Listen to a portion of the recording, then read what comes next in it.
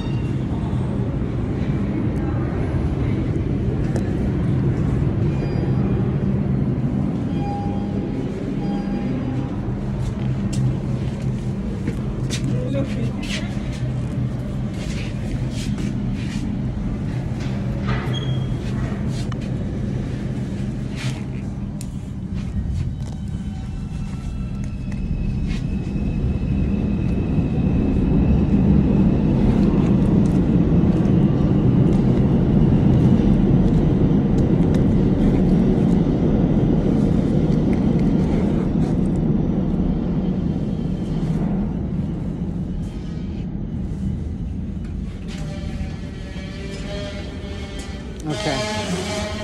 So before I left the house, no, once I got to the store, I saw the dress, and then I was like, okay, look. I saw a medium first. I said, oh, medium. I said, I need a small. That's why certain clothes fit you differently, in different sizes. You wear different sizes in different clothing, different styles of clothing, different material, because every designer makes their clothes differently. The Europeans, the Italians run small. They stuff run small.